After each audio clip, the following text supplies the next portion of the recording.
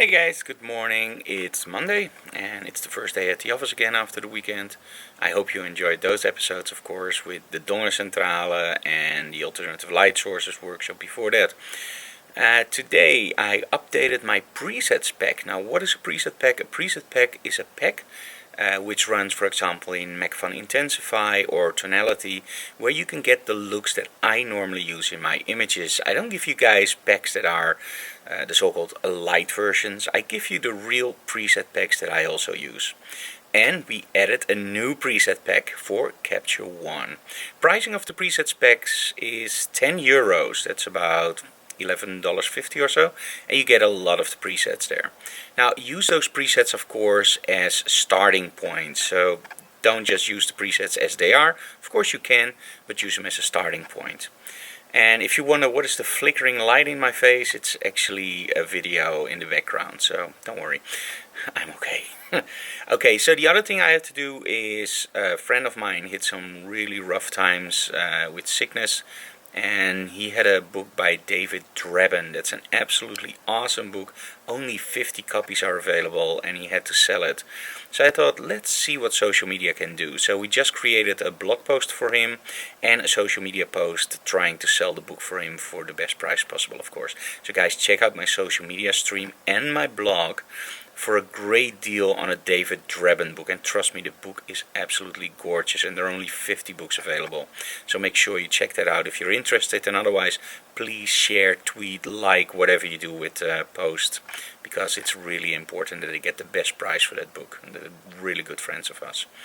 So what I'm going to do today, I'm going to retouch the images from the Donge Centrale, and when I'm done I'm going to show you guys the results. And we have some other appointments, but those are a little bit boring, so I won't show you those. So, enjoy today's episode of Behind the Closed Doors. Okay, so a lot of you guys have asked me about my workflow and setup at the moment, so let's run you through. What you see here is the Wacom cintiq 27-inch. Absolutely love that to retouch. You can really dive into the details, and in all honesty, I love the Wacom into a series, but just being able to touch what you're retouching is just awesome. On the top there, in clone mode, we have the BenQ 27-inch. It's an Adobe RGB monitor, hardware calibratable, awesome monitor, very good price point. And I use that to color correct my work, so make sure that the colors are correct, because there's a difference between the cintiq, even if I calibrate it, and the BenQ, so I still use the BenQ for that. And on that side we have another monitor that runs our Dreambox, and at this time it's showing history. So I love to have something next to my work that just moves and emits sounds, let's put it that way. And music, of course, is another option, but I just like to see stuff like Storage Wars or American Pickers or whatever. So that's the setup I'm using at the moment. I'm now retouching the images from the Donge Centrale, and it's pretty simple. We just get them straight out of the camera. We use MacFun Intensify and Alien Skin Exposure X, and you can get those presets, by the way, on my website. As mentioned before, we just updated all packages. So I have to continue, and Anna-Week actually is here with lunch, so that's gonna be first. Okay, so when retouching, make sure you always check details. Like this area over here, it looks like it's a dress, right? But visually, because I was shooting from a lower angle, it's not a dress. So let's make sure we cover that up in Photoshop.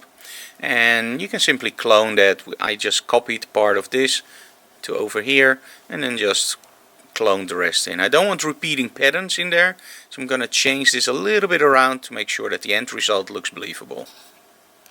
Now, as you know, we just released a video, Capture One, a guide to, or a guide to Capture One Pro 9. Which is an awesome video. In over 190 minutes I will share you everything you need to know about Capture One.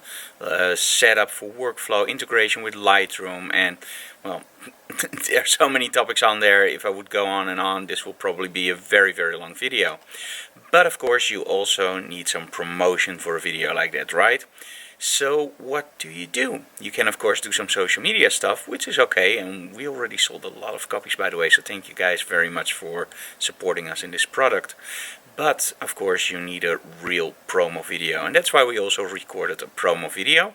And I actually just done editing this one, so it's uploading at the moment, and you can see it online on your YouTube channel. Now, how does a workflow like this look? Well, let's turn around and show you guys.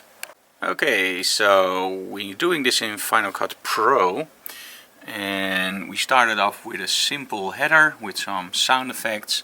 Then you hear me speaking, blah blah blah blah blah, and then we have the end with some cool sound effects at the end. And I want to show you this, and this really makes a difference, because if you don't add the sound effects, it just misses some impact. So here we go. So I'll show you very quickly. Will be answered in that video. So we have some really nice music, and of course it's supposed to be fast because there's so much going on that video. It's just impossible to list it all. Now see the sound effects, what a difference it makes.